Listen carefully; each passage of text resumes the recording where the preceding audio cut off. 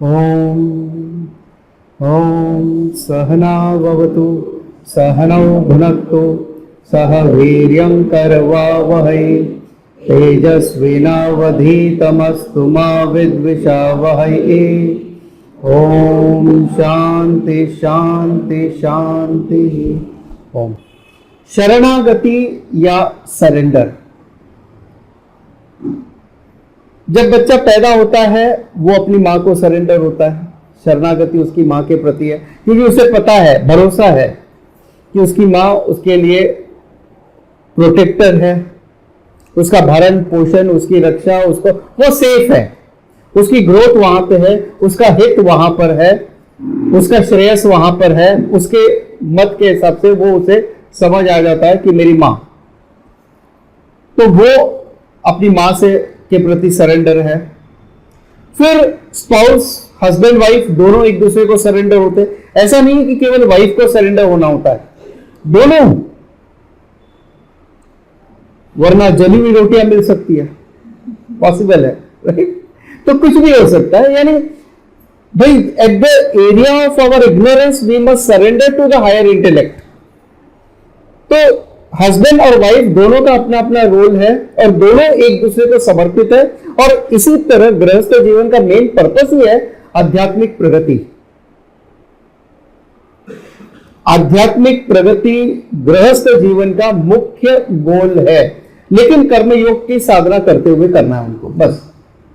सो वो एक दूसरे को सरेंडर है। अगर कोई बीमारी होती है हम डॉक्टर के प्रति सरेंडर होते हैं। फिर एक और तरह का सरेंडर है, जैसे कोई टेररिस्ट है, वो गवर्नमेंट को, लॉ एंड ऑर्डर को सरेंडर कर देता है कि भाई अब से मैं ये सब काम छोड़ दूंगा, मैं यहां से मुक्त होता हूं। वो भी एक तरह का सरेंडर है। तो अगर आप देखो, कहीं ना कहीं हर एक व्यक्ति एक या दो एरिया में अपने आप को सरेंडर करता है जहां पे उसका इग्नोरेंस है। जैसे मेडिकल के बारे में मुझे आइडिया नहीं है तो मैं डॉक्टर को सरेंडर हूं। बच्चा अपनी माँ को सरेंडर, क्योंकि उसे कुछ नहीं आता है वहां पर। बड़ा होकर थोड़ा अपने फादर को सरेंडर है कि बाहर की दुनिया में क्या करना है, कैसे करना है।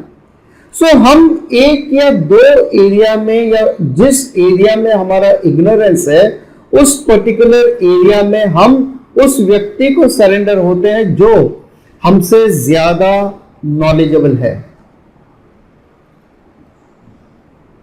लेकिन जहां आज हम बात कर रहे हैं, अध्यात्म में जब हम बात कर रहे हैं, तो हमारी एक या दो एरिया ऑफ इग्नोरेंस नहीं है ये हमारी पूरी इंडिविजुअलिटी है। It is not individuals one aspect, but it is the whole individuality. अपने अहंकार, अपने ईगो को हम यहां सरेंडर करते हैं।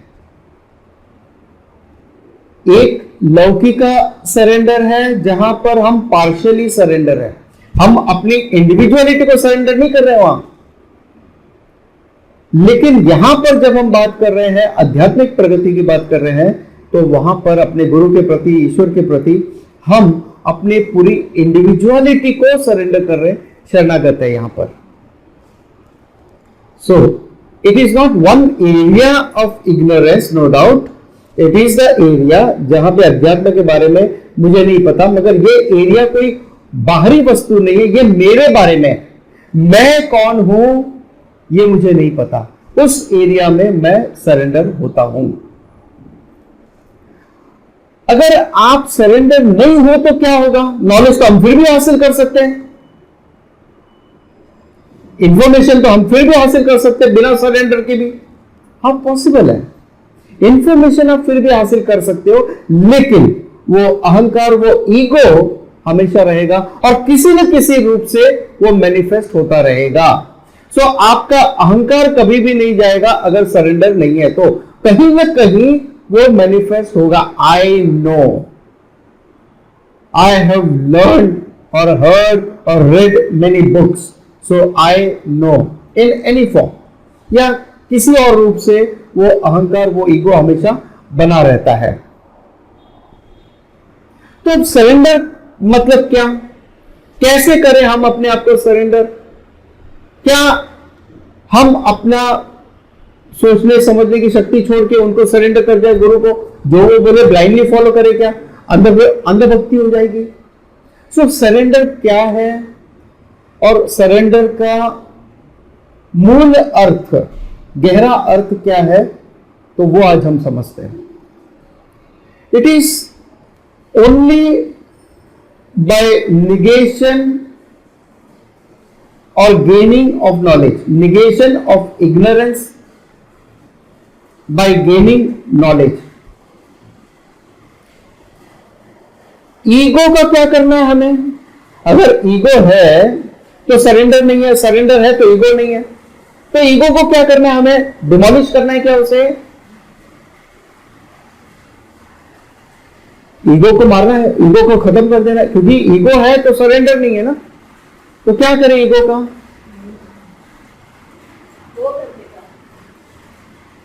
फेंक दो, उठा के बाहर डब्बे में डाल दो। ईगो को कुछ फेंकना नहीं है, ईगो से आपको बाहर नहीं, ईगो से ड्रॉप नहीं करना है आपको ईगो ड्रॉप नहीं करना है। लेकिन जब तक ईगो सरेंडर भी नहीं है और आपको ईगो ड्रॉप भी नहीं करना है, तो क्या करना है? Use the ego. बिना ईगो के यूज किए आप सरेंडर में आध्यात्मिक प्रगति पा भी नहीं सकते, क्योंकि ईगो क्या है? अहंकार क्या है? अहम करता अहम भोक्ता, मैं करता हूं मैं भोगता हूं। मैं यानी ये शरीर मन बुद्धि से मैं आइडेंटिफाई करता हूं अपने आप को ये शरीर मन बुद्धि से। तो अगर ये शरीर मन बुद्धि कुछ भी काम करते हैं, मैं आइडेंटिफाई करता हूं और मैं कहता हूं ये मैंने किया, तो अहम करता या अहम भोक्ता। अगर मैंने कुछ एंजॉय किया तो मैं कहता हूं ये मेरा शरीर मन बुद्धि ने एंजॉय किया, लेकिन मैं कहता हूं कि मैंने भोग किया, एंजॉय किया। तो अहम करता अहम भोक्ता, ये अहंकार हो गया इन सिंपल वर्ड्स में। अगर हमें नॉलेज हासिल करना है तो मुझे करना है, मुझे साधना करनी है, मुझे नॉलेज हासिल करना है, तो यह करता कौन हुआ? कर्ता तो चाहिए ना, भोक्ता तो चाहिए ना यहां पर। लेकिन उस कर्ता भोक्ता को अब समझना है कि वो कर्ता यानी ये शरीर मन बुद्धि जिसको मैं समझता हूं ये मैं हूं, वो वास्तव में मैं नहीं, ऐसे शास्त्र कहते हैं। तो ये इग्नोरेंस को आपको छोड़ना है। जब हम बात करते हैं ईगो को छोड़ना है का मतलब है ईगो को यूज करके समझदारी से अंडरस्टैंड करके उसे ऊपर निकलना है कि ये ईगो ये मिथ्या है।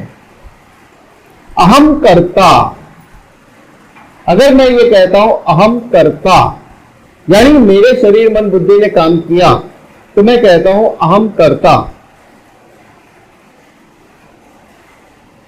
यानी मैंने अपने आप को क्या मान लिया? शरीर मन बुद्धि। क्या ये सही है? ये तो एरर है, ये तो मिस्टेक है। That is erroneous understanding. उस एरोनियस अंडरस्टैंडिंग को निकालना है हमें। वो एरोनियस अंडरस्टैंडिंग, वो गलत फहमी जो है, इसलिए उसे कहते हैं मिथ्या है। वो जो सीमिंगली हमें लगता है कि है, व्यवहारिक जगत में है, लेकिन वास्तविकता में नहीं है। और इस अहम कर्ता का अपना कोई अस्तित्व नहीं है बिना रियल ट्रू आए या आत्मा के। तो ये एक इरोनियस अंडरस्टैंडिंग है, उसको हमें क्लियर करना है, गलत अंडरस्टैंडिंग को निकाल के रियल अंडरस्टैंडिंग को लेकर आना है। That real understanding is I am not body mind sense complex. उस तरह से ईगो को डिमोलिश करना है। आप अगर सोचो नहीं चलो ईगो को डिमोलिश करना, आई am not the body mind sense complex, I am not the body, आप कभी नहीं कर पाओगे। क्यों? क्योंकि जैसे आपने कहा कि मुझे ईगो को डिमोलिश करना है, ईगो है, मुझे आनंद पाना है, परमानंद पाना है, हम भोगता है, तो मुझे यानी मैं आज भी ये समझ रहा हूं मैं शरीर मन बुद्धि से बंधा हुआ हूं। सो it is not the ego जिसको आपको ड्रॉप करना है, बट उस ईगो को यूज करते हुए इस एरोनियस अंडरस्टैंडिंग से आपको ऊपर उठना है। एट द सेम टाइम जब आप ये अंडरस्टैंड कर लोगे, you can enjoy ego. That ego you can enjoy because you know, अब आपको पता है ये मिथ्या है। वैसे ही जैसे अब आपको पता है वो मूवी जो स्क्रीन पे चल रही है जिसके लिए आपने 500 रुपए खर्च किए हैं वो मिथ्या है, बट स्टिल यू एंजॉय। हाँ, थिएटर के अंदर जाके आप शायद 4 आंसू भी बहा दो, बाहर आके बोले बहुत अच्छी मूवी थी, बहुत अच्छी मूवी थी। अरे आप रो के आ रहे हो वहां पे, हाँ बहुत अच्छी मूवी थी, फिर भी ऐसे कैसे? बिकॉज ऑफ अहंकार नहीं है वहां पर, वहां पे ऑब्जेक्टिविटी है, साक्षी भाव है। इसलिए you are saying I am enjoying that movie even the like बहुत दुखदाई मूवी है फिर भी I am enjoying that movie. क्यों? अहंकार नहीं है वहां। Similarly you can enjoy ego अगर आप ये समझ लेते हो, ये जान लेते हो कि ये शरीर मन बुद्धि मैं नहीं, ये ईगो जो है वो मिथ्या है। सो it is not transcending the ego, it is not dropping the ego, it is understanding the ego is body mind sense complex का आइडेंटिफिकेशन है मेरे साथ, उसे अंडरस्टैंड करना। मेरा वास्तविक अस्तित्व उस बॉडी माइंड सेंस कॉम्प्लेक्स पे नहीं है बट उस आत्मा पे है, वो मेरा वास्तविक स्वरूप है। इसी ईगो को इस्तेमाल करते हुए अब आपको इसके ऊपर जाना है, इसके ऊपर जाना यानी इसको अंडरस्टैंड करना है। By using the ego you have to overcome the ego. कैसे? शास्त्र, शास्त्र इज प्रमाणम। अभी हमें लगता है प्रमाणम ये है कि मैं ये शरीर मन बुद्धि हूं, आई am the body mind sense complex, ये मैं हूं, तो ये मेरे लिए प्रमाणम, ऐसा मुझे प्रतीति होता है सीमिंगली। लेकिन अब शास्त्र प्रमाणम है, तो शास्त्र के हिसाब से मैं अगर पढ़ता हूं, उसको जानता हूं, देन शास्त्र का जो नॉलेज है वो बताता है you are not the body mind sense complex, आप ये शरीर मन बुद्धि नहीं हो, यू आर द आत्मा। ये शास्त्र आपको बताता है। शास्त्र आपके उस इग्नोरेंस को खत्म करता है कि मैं बॉडी माइंड सेंस कॉम्प्लेक्स हूं, इस इग्नोरेंस को खत्म करता है। अस्त्र और शस्त्र में क्या फर्क है? अस्त्र वो है जो आप हाथ से छोड़ते हो, जैसे बम है आपने हाथ से छोड़ा, इवन तीर है वो आपने छोड़ा, बंदूक की गोली है वो आपने छोड़ी, गोला है वो छोड़ा। तो जो भी अस्त्र यानी वो है जो हाथ से छोड़कर आप किसी को वार करते हो और अपने आप को बचाते हो। शस्त्र वो है जैसे गदा, मेस, वो हाथ में रखकर, तलवार वो हाथ में रखकर आप किसी से युद्ध करते हैं। तो शास्त्र नॉलेज जो है, गुरु के वाक्य जो है, शास्त्र वाक्य, गुरु वाक्य जो है वो अस्त्र है। वो अस्त्र के रूप में आपके इग्नोरेंस को डिस्ट्रॉय करता है। और आपकी अपनी प्रेयर जो अभी हो रही है यहां मंदिर में, आपकी अपनी प्रेयर जो है और आप जो अपनी साधना करते हो, अपने अंदर में जो साधना करते हो, वो शस्त्र है, वो आपके हाथ में है। आप कितनी प्रेयर करते हो, कितने जपा करते हो, आपके हाथ में। सो गुरु वाक्येषु, शास्त्र वाक्येषु, उसमें विश्वास रखकर उसका अध्ययन करना है आपको, वहां से नॉलेज लेना है और अपनी प्रेयर करना है। ये दोनों का कॉम्बिनेशन करके, अस्त्र और शस्त्र का दोनों का कॉम्बिनेशन करके, शस्त्र और शास्त्र दोनों का रूट एक ही है संस्कृत में, और दोनों का मीनिंग भी एक ही है, प्रोटेक्टर। शास्त्र भी प्रोटेक्ट करता है, शस्त्र भी प्रोटेक्ट करता है। अब वो नॉलेज कैसे मिलेगा आपको? Then surrender at the area of your ignorance, you must surrender to higher intellect, surrender to the guru जिसके पास में ये नॉलेज है और आपके पास नहीं है, तो आप वहां से वो नॉलेज हासिल करते हो। सो सरेंडर जब आप करते हो, जैसे आप या किसी को कोई सर्जरी करवानी होती है तो डॉक्टर पहले साइन करवा लेते जस्ट बिफोर द ऑपरेशन, टूटा फूटा भरचूक नहीं है, कुछ भी हुआ, नुकसान हुआ, हम जिम्मेदार नहीं है बिल्कुल भी उसके लिए। तो वो डॉक्टर सीधा कह देते हैं हम जिम्मेदार नहीं है, और फिर आपसे साइन करवा लेते हैं, आप आ जाते हो। अब अंदर जाने के बाद में, आधी सर्जरी होने के बाद में क्या आप बोलोगे, अब मुझे नहीं करवाना है, मुझे दर्द हो रहा है, नहीं नहीं ऐसे मत दो, इंजेक्शन मत दो, ये मत दो, नहीं। अब आप कुछ नहीं कर सकते, आपने कुछ नहीं करना चाहिए ना, तो आप कुछ कर सकते हो, वहां तो फिजिकली आप बाउंड हो, बट आपने कुछ नहीं करना चाहिए, क्योंकि वो आधी सर्जरी लेकर के आप कहीं नहीं जा सकते फिर। तो उसी तरह से जब आप गुरु के पास जाते हो, गुरु के पास जाने से पहले आप तहकीकात कर लो कि भाई जो मेरे रिक्वायरमेंट है, अब जैसे कोई होगा कर्मकांडी होगा जिसे कर्मकांड ही करना है, और अगर वो वेदांत की क्लास में आ जाए वो टिक नहीं पाएगा, और जो वेदांतीन है वो फिर कर्मकांडी गुरु के पास चले जाए वो वहां टिक नहीं पाएगा, और दोनों का मेल नहीं होगा आपस में।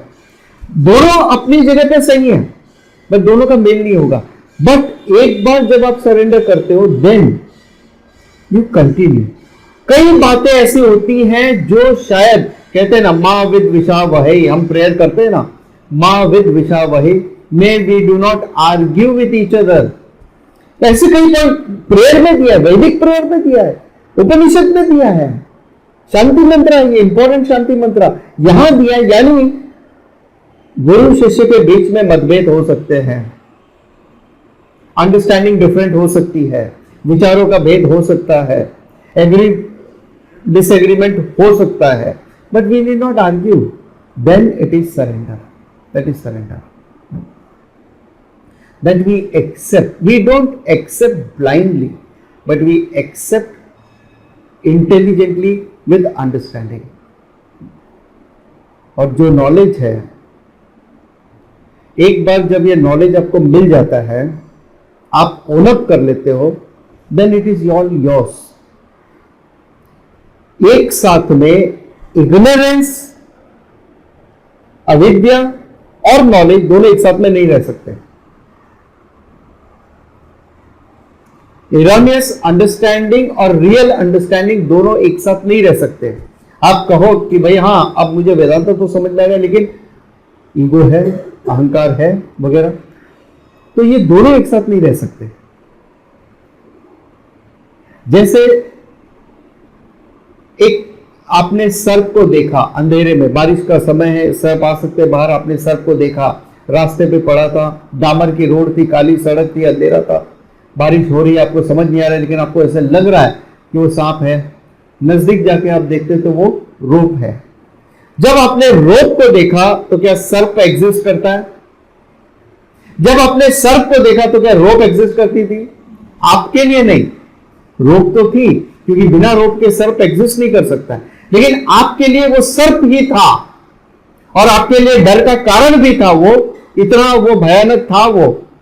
लेकिन जब आपको पता चला ये रोप है, तो क्या सर्प है? नहीं, रोप तो है, लेकिन उस सर्प को कैसे भगाऊं मैं? अगर ये सवाल है, इसका मतलब इग्नोरेंस है, अभी भी नॉलेज नहीं है। सो अगर सर्प ठीक है, मैं अकर्ता अभोक्ता हूं, लेकिन मैंने जो इतने कर्म किया उसका फल क्या क्या? You are already non doer, अकर्ता, आप पहले से अकर्ता हो, ये केवल जान लेना है, समझ लेना है, इसको रटना नहीं है, इसको समझना है यहां। But you are already non doer. इसलिए कुछ जो मॉडर्न वेदांती हैं वो ये सोचते हैं कि आध्यात्मिक प्रगति यानी I want to become a spiritual person, I want to become a mukta purusha, I want to achieve moksha, doesn't exist because you are already mukta purusha. आप पहले से मुक्त हो या पहले से अकर्ता अभोक्ता हो, तो जैसे ही आपने जान लिया you are अकर्ता, you know that you are अकर्ता। जैसे ही आपको पता चल गया कि ये रोप है, it was तो ठीक है, ये रोप अभी है, मगर पहले जो मैंने सांप को देखा उसका क्या? दैट मीन्स आपने अभी भी रोप को नहीं देखा, अभी भी आपके पास इंफॉर्मेशन है, बट वो owning up of the knowledge नहीं है, आपने नॉलेज को ओन अप नहीं किया। सो टू गेन दिस नॉलेज अब ये हो सकता है कि आप बुक पढ़ के आप ये नॉलेज हासिल कर लो, इंटरनेट आजकल तो सब जगह अवेलेबल है, और व्हाट्सएप पे कई मैसेज आते हैं, सारा उपनिषदों का सार, उपनिषद या जो भी मूल ग्रंथ है, सारे वेद जो किसी एक व्यक्ति ने एक बार में नहीं पढ़े, वो एक मैसेज में आपको मिल जाएंगे सारे लिंक्स। आप उसको क्लिक करके उसको पढ़ सकते हो, देख सकते हो, जान सकते हो। मगर क्या उससे नॉलेज आ जाएगा? नहीं, कंफ्यूजन आएगा। यू नीड अ टीचर जिसने इस नॉलेज को हासिल किया है, जिसके पास ये मेथोडोलॉजी है कि इस नॉलेज को कैसे अनफोल्ड करना है, and then you surrender to them for their knowledge, to gain this knowledge, to unfold this knowledge for you. आपके लिए वो इस नॉलेज को अनफोल्ड करके आप तक पहुंचाते हैं, then you gain the knowledge. Otherwise total utter confusion ही होगा उसमें। तो शरणागति पे एक श्लोक है, अनुकूलस्य संकल्पः प्रातिकूलस्य वर्जनम रक्षिष्यति इति विश्वासः भोक्तृत्वे वर्णम तथा आत्मनिक्षेप कार्पण्यम षड्विधा शरणागति। तो ये 6 फोल्ड षड्विधा शरणागति है। क्या है ये 6 फोल्ड शरणागति? तो अगर आप देखोगे 6 फोल्ड है, मगर it is a 3 sets. This is my understanding, it is not given in any books और समथिंग। पहला, दूसरा, तीसरा, चौथा, पांचवा, छठा लगभग सिमिलर है, कनेक्टेड है एक दूसरे से। सो थॉट काफी कुछ सिमिलर है उसके। यहां पे मैं डिवाइड करता हूं 2 तरह की अंडरस्टैंडिंग को। एक है जो पॉपुलर अंडरस्टैंडिंग है, जो भक्त, जो खुद को भक्त मानते हैं, उनकी ये पॉपुलर अंडरस्टैंडिंग है, कॉमन अंडरस्टैंडिंग है। दूसरा है जो ट्रेडिशनल अंडरस्टैंडिंग है, इसका रियल अंडरस्टैंडिंग क्या है। तो ये दोनों बातें मैं बताऊंगा, कॉमन अंडरस्टैंडिंग क्या है और रियल अंडरस्टैंडिंग क्या है। ज्यादातर लोग जो है वो सरफेस लेवल पे ले लेते हैं कॉमन अंडरस्टैंडिंग को, he will understand the real understanding also. सबसे पहला है अनुकूलस्य संकल्पः। अनुकूलस्य संकल्पः यानी ओ लॉर्ड, आपको जो पसंद है वो मैं करूंगा। संकल्प हमारा दृढ़ संकल्प विचार है कि जो ईश्वर को पसंद है वो हम काम करेंगे। तो इसमें क्या होता है, ईश्वर को पसंद है मतलब ईश्वर के राग द्वेष है क्या? ईश्वर के लाइक्स एंड डिसलाइक्स है क्या? नहीं। मगर ईश्वर को ये फला फला, भगवान को ये अन्नम पसंद है,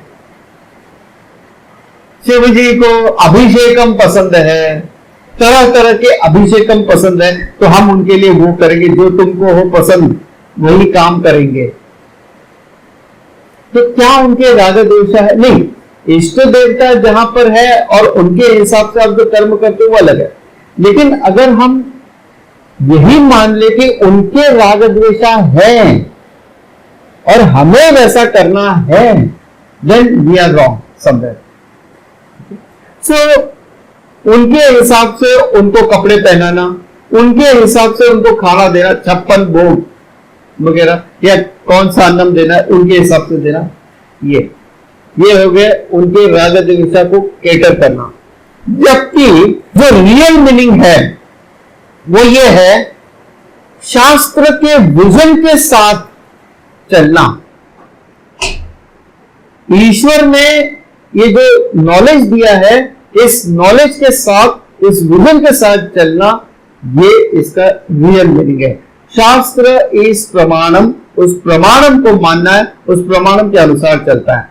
सो अनुकूल से संकल्प है, यानी धार्मिक कर्म करना है, कर्म योग की भावना से कर्म करना है, शास्त्र विधि अनुसार कर्म करना है, शास्त्रों का अनुसरण करना है। वो क्यों? क्योंकि शास्त्र किसने दिए? ओरिजिनल शास्त्र भगवान ने। सदाशिव समारंभाम, इट इज नॉट राग द्वेषा, भगवान की कोई राग द्वेषा नहीं है। इनफैक्ट आपके भी राग द्वेषा नहीं होनी चाहिए कहीं पर भी। दूसरा है प्रातिकूलस्य वर्जनम। अनुकूलस्य क्या ऑपोजिट है प्रातिकूलस्य। यानी जो अनुकूल नहीं है, जो आपको नापसंद है, वो हम नहीं करेंगे। What you don't like, we will not do that. यानी जो, और रियल मीनिंग क्या है इसका, ट्रेडिशनल मीनिंग क्या है, जो अधर्म है, जो निषिद्ध कर्म है, वो हमें नहीं करना है।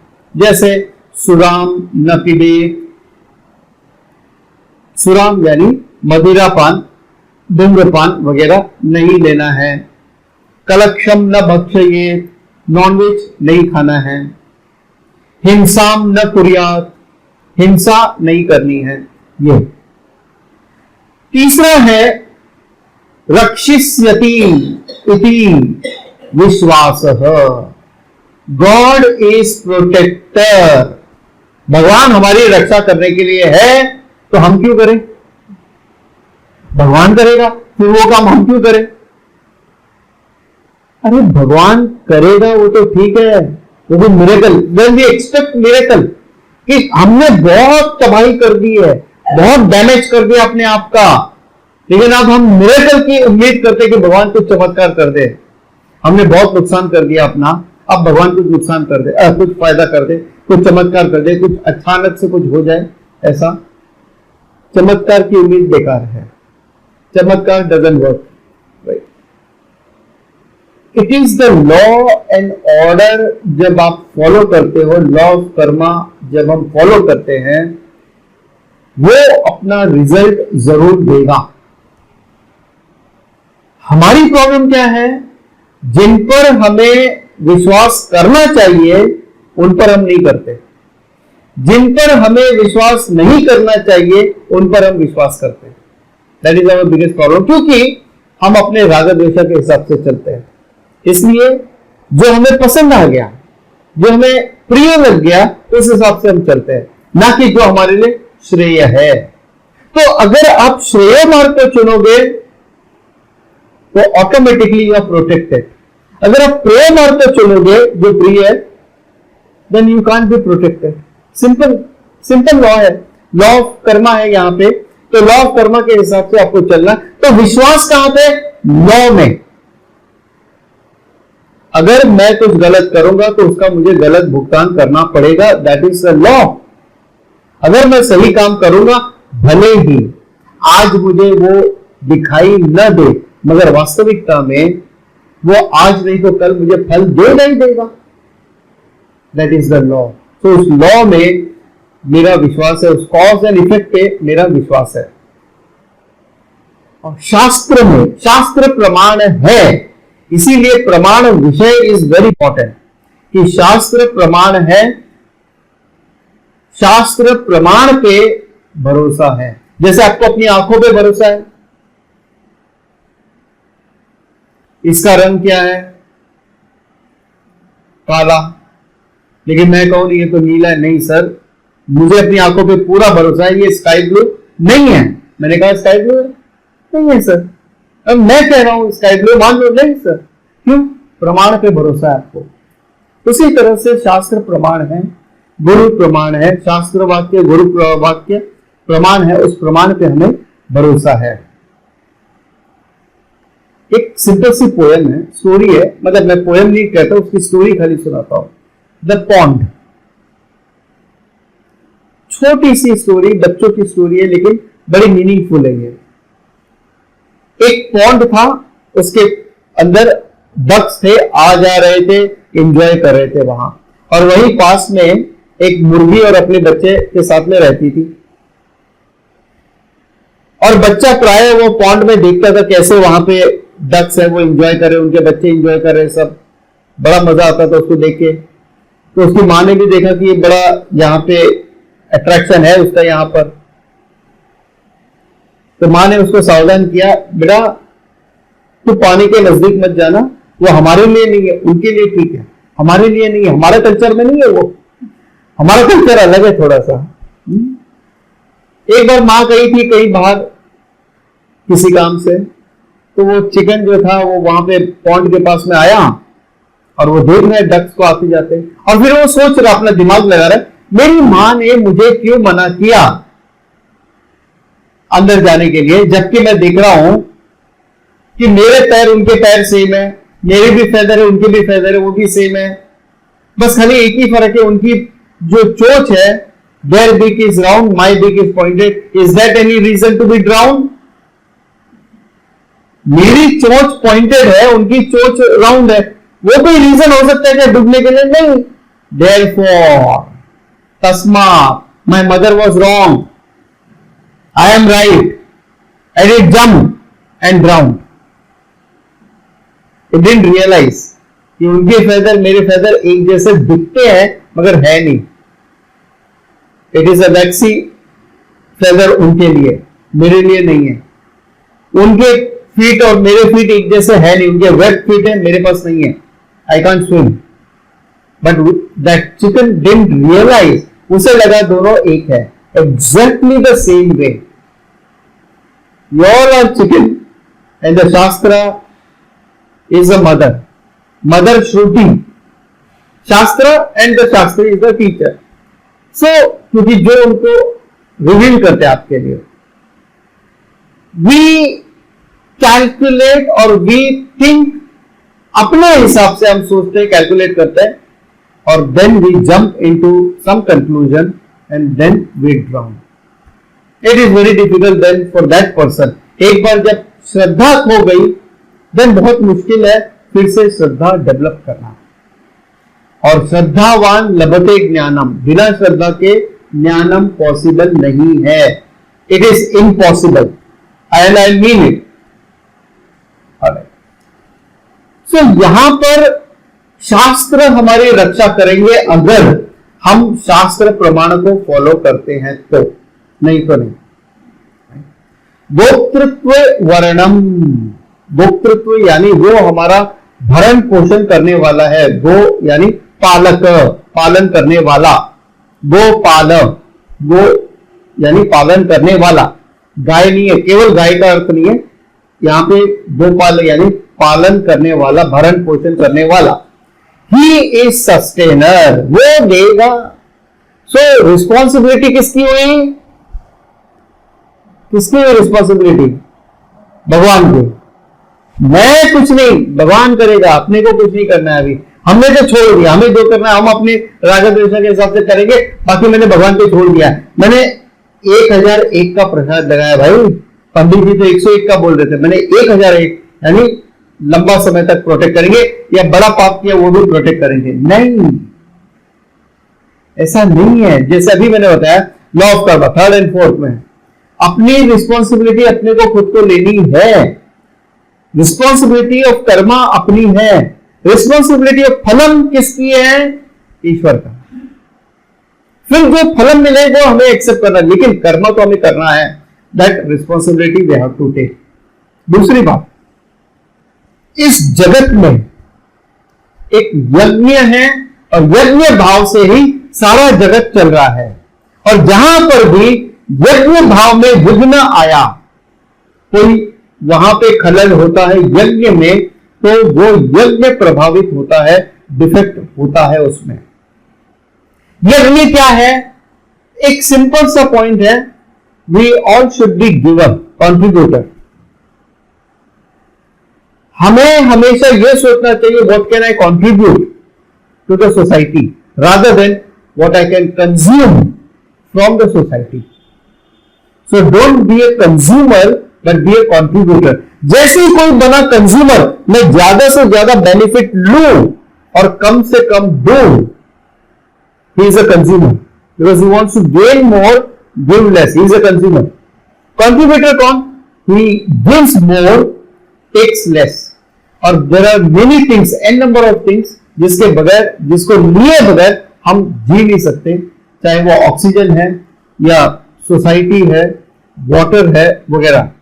There are so many things, infinite number of things जिसके बगैर हम जी नहीं सकते। So हम जो दे सके वो हमारा कंट्रीब्यूशन हम कर सके, हमारे स्वधर्म अनुसार जो हम कर सके वो हमें करना है। अगर हम ऐसा करते, हर व्यक्ति केवल स्वधर्म अनुष्ठानम का पालन करता है, अपने स्वधर्म के अनुसार कंट्रीब्यूट करता है, तो दुनिया में किसी चीज की कमी नहीं है। But we want to give less, take more. That attitude is wrong. So यज्ञ भाव से सस्टेनेंस होता है। और उपनिषद में भी कहा बिकॉज ऑफ यज्ञ ये धरती आपको अनाज देती है, इस अनाज से आपका भरण पोषण होता है, इस ह्यूमन बीइंग के शरीर में जाके आप जब कंट्रीब्यूट करते हो वगैरह, ये जब आप यज्ञ करते हो, ये यज्ञ का साइकिल पूरा होता है। बारिश होती है, बारिश के बाद बीज होता है, बीज के बाद वेजिटेशन होते हैं, वेजिटेशन के बाद में वो ग्रो होता है, आपके पास आता है, तो आपका पूरा ये सर्कल है। देन यज्ञ इज फुलफिल्ड, नॉट अदरवाइज। सो ये ऐसा नहीं कि आप आरटीओ एजेंट के पास में चले गए, ये डॉक्यूमेंट, डोंट वरी, आपका सारा काम हो जाएगा मेरे पास में, आपको कुछ करने की जरूरत नहीं है, मुझे मालूम है, आपको टेस्ट देने की भी जरूरत नहीं है, आपको मेडिकल सर्टिफिकेट की भी जरूरत नहीं है, सब मैं करवा लूंगा, आपको सिर्फ एक काम करना है, क्या? पेमेंट कर दो वापस। वैसा नहीं होगा यहां पर, आपको यज्ञ का पालन करना होगा। यज्ञ का पालन करने के बाद, कर्म योग करने के बाद उसका जो फल मिले, फल हमारे हाथ में नहीं है, जो फल मिले उसको स्वीकार करना है, लेकिन फल के लिए यह सरेंडर, कर्म तो हमारे हाथ में, हमें ही करना है वो। पांचवा है आत्मनिक्षेप। आत्मनिक्षेप सेल्फ सबमिशन। सेल्फ सबमिशन का doesn't mean drop free will. ज्यादातर लोगों को ऐसा लगता है, पॉपुलर अंडरस्टैंडिंग ये है कि अपनी फ्री विल को आप सरेंडर कर दो। No, with understanding it is you surrender, with full understanding. जो हमने समझा था ईगो क्या है वगैरह, वो सारी अंडरस्टैंडिंग के साथ में आप सरेंडर करते हो। और you have to use your free will. जो कॉमन अंडरस्टैंडिंग है वो कहता है you have to surrender free will, और जो ट्रेडिशनल अंडरस्टैंडिंग है वो कहती है you have to use free will, क्योंकि फ्री विल के यूज किए बिना मोक्ष संभव नहीं है। You have come here because of your free will, you have not come here because of their free will.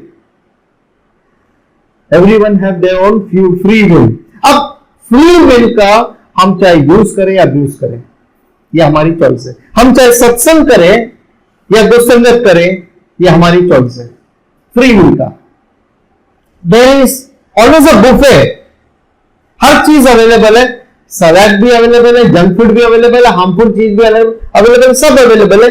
वैसे ही दुनिया में सत्संग भी है, दुसंगत भी है। ये आपकी चॉइस है कि आप क्या चुनते हो, and you are what your choices are. Like Bhagavad Gita says you are what your shraddha is. मतलब जैसी आपकी श्रद्धा है, जहां आपकी श्रद्धा है वो आप बनते हो। और जहां आपकी श्रद्धा है का मतलब ही यही है कि जहां आपका मन है, जहां आपका बहुत स्ट्रॉन्ग माइंड फीलिंग्स है, और जो आप करते हो, चूज करते हो, श्रेयस या प्रेयस, सत्संग या दुसंगत, जो आप चूज करते हो, that decides your future. That's what you are right now because of your past choices. आप जो भी हो आज हो, वो आपकी पास्ट चॉइसेस का परिणाम है। आप जो भी भविष्य में बनेंगे, आपकी आज की चॉइस का वो परिणाम बनेगा। सो जब हम दुसंगत की बात करते हैं तो another thing is we see dosha. Dosha in shastram, dosha in teacher, dosha in teaching methodology also. और ह्यूमन माइंड ऐसा है कि आज कुछ भी इजी मिल जाए, we go for it. Anything easy we want it, anything. शास्त्र इतना पढ़ना पड़ेगा, सिंपल चीज है। वो मेडिटेशन सिखा रहे वो भाई साहब, और वो कह रहे हैं कि आपको मेडिटेशन करके मोक्ष मिल जाएगा। सो चॉइस है अब आपके पास, वो मेडिटेशन करके मोक्ष पाना है या शास्त्र पढ़ के परिपक्वता हासिल करके फिर मेडिटेशन करके फिर मोक्ष पाना है। ये लॉन्ग रूट है, will take shortcut, it will not work. दोष ढूंढना नहीं पड़ता। लोग तो राम, पुरुषोत्तम राम ने भी दोष निकाल दिए। देयर इज अ बुक, उसमें पूरा क्रिटिसिज्म है भगवान श्री कृष्ण के ऊपर, वो कितने गलत है। तो किसी में भी आप दोष निकालना तो बड़ा आसान है। Why I'm sitting on chair here? कोई ऐसा भी सोच सकता है, Why I'm not sitting on dais or with a cross leg? वैसे क्यों नहीं? क्योंकि वो अवेलेबल नहीं है यहाँ पे, नहीं तो बैठ जाते वहां पर भी। और कोई यहां सब चेयर पे बैठते, नहीं नहीं नहीं, वो लेवल अलग होना चाहिए, ग्राउंड पे बैठना चाहिए सबने। It doesn't matter. बट दोष अगर ढूंढना है तो हम कहीं पे भी ढूंढ सकते हैं। और दोष क्यों हम ढूंढते? क्योंकि हमारे अंदर का जो मलम है, हमारे अंदर की जो गंदगी है, वो हम बाहर थोपते हैं, बाहर देखते हैं। We see our own projection in the world. हमारी अपनी गंदगी हम बाहर देखते हैं। सो वी सी द दोष in everything in every being. अब ये चॉइस आपके हाथ में है। You must be having so many groups, WhatsApp groups. उसमें से कुछ ऐसे भी होंगे जो गॉसिप वाले होंगे और कुछ ऐसे भी होंगे जो इंस्पायरिंग वाले होंगे। सो इट इज योर चॉइस कि आपको वो गॉसिप वाले में जाना है या इंस्पिरेशन में जाना है। That is your choice. So gossip is also भोक्ता भाव ना, after all. It's enjoying, like enjoying. Why I am enjoying? कि हम दूसरों की निंदा करके हमें खुशी इसलिए मिलती है कि अच्छा चलो कोई ज्यादा निंदनीय है, और फिर 4 लोग कंट्रीब्यूट करते हैं तो मेरा एक प्रेशर बनता है अंदर कि भाई मुझे भी तो 1-2 पॉइंट ढूंढना पड़ेगा, कंट्रीब्यूट करना पड़ेगा, उसमें दोष ढूंढकर मुझे भी तो बोलना पड़ेगा। और हम किसके बारे में गॉसिप करते हैं? वो चौथा जो वहां पे है नहीं, वो 5वें के बारे में जो वहां नहीं है, उसी के बारे में। सो आप चाहे तो आपकी फ्री विल को यूज कर सकते हो या अब्यूज कर सकते हो। It is in your hand, so better use it. Then 6th is कार्पण्यम, कृपणस्य भावः। कृपणः यानी लिटरल मीनिंग इज माइजर, या छोटा, या दीनता, दीन भाव। तो पॉपुलर मीनिंग है भगवान ग्रेट है, महान है, और मैं तो हीन हूं, छोटा हूं, मैं तो कुछ भी नहीं हूं उनके सामने। सो ये हीन भावता, ये inferiority complex towards with reference to Bhagwan, ये पॉपुलर अंडरस्टैंडिंग है। ट्रेडिशनल अंडरस्टैंडिंग क्या है?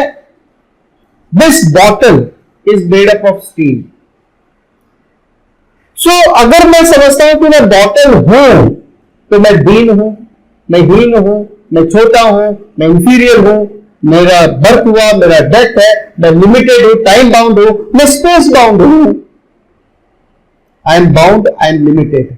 लेकिन जैसे इस बॉटल ने रियलाइज कर लिया कि ये बॉटल तो केवल नाम रूपा मिथ्या है, वो अहंकार मिथ्या है, मैं कौन हूं? स्टील, वो मेरा वास्तविक स्वरूप है।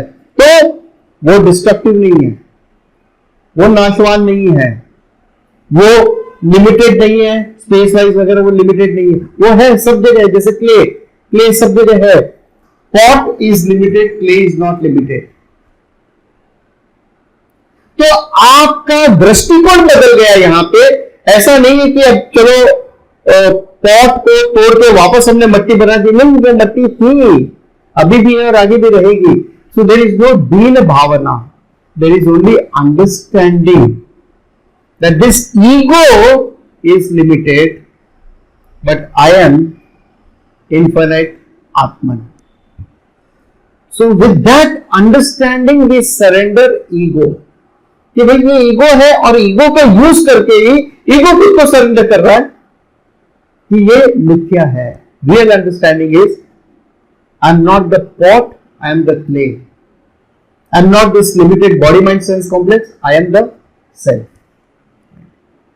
सो ये कुछ पॉपुलर मीनिंग थे जो ज्यादातर लोगों को ऐसा समझ में आता है, और दूसरी तरफ traditional meaning, real meaning, deeper meaning क्या है वो हमने यहां पे समझा है।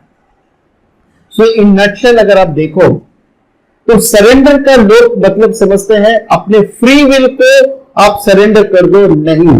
ट्रेडिशनल मीनिंग कहता है अपने फ्री विल को यूज करो, पॉपुलर मीनिंग कहता है अपने ईगो को सरेंडर कर दो, ईगो को डिमोलिश कर दो, ईगो के परे चले जाओ। ट्रेडिशनल मीनिंग कहता है नो, अपने ईगो को यूज करके उसको समझो कि ये मिथ्या है, वो सत्यम नहीं है जिसको आज तक हम सत्यम समझते आए हैं। पॉपुलर मीनिंग कहता है transfer your responsibility to Ishvara and you do whatever you want to do. No, you take the responsibility and just surrender the result of your karma to Ishvara, because वो आपके हाथ में नहीं है। पॉपुलर मीनिंग है कि भगवान है, उसका मिरेकल चलेगा, वो हमको प्रोटेक्ट करेगा। नो, ट्रेडिशनल मीनिंग कहता है भगवान है, उन्होंने टीचिंग दी है, उन्होंने आपको बुद्धि दी है, उन्होंने आपको फ्री विल दी है, उन्होंने आपको ऑलरेडी इक्विप्ड किया है और उसका मैनुअल भी आपको दिया है कि कैसे इस इक्विपमेंट का आप यूज कर सकते हो अच्छे के लिए। सब कुछ, everything is provided to you. Understand that your resources, your strength, और वो सरेंडर है कि ईश्वर के विजन को समझकर, उनके शास्त्र को समझकर उसके हिसाब से अपने जीवन को चलाना है, धर्म के रास्ते पे चलना है, कर्म योग के मार्ग को फॉलो करना है, यज्ञ फॉलो करना है। सो कुछ पॉपुलर मीनिंग है सरेंडर योर इंटेलेक्ट, बुद्धि, सोचने समझने की शक्ति। रियल मीनिंग है, जो ट्रेडिशनल मीनिंग है, वो कहता है प्रिजर्व योर बुद्धि। एक बार बुद्धि चली गई, इट इज अ महती विनष्टि, destruction is complete. So this is the difference, this is the true meaning of surrender, sharanagati. So we'll conclude here with the prayer. Om sarve bhavantu sukhinah, sarve santu niramayah, sarve bhadrani pashyantu, ma kaschid dukkha bhag bhavet, asato ma sadgamaya, tamaso ma jyotirgamaya, mrityorma amrutangamaya। ओम पूर्णमदः पूर्णमिदं पूर्णात् पूर्णमुदच्यते पूर्णस्य पूर्णमादाय पूर्णमेवावशिष्यते। ओम शांति शांति शांति। ओम तत्सत्।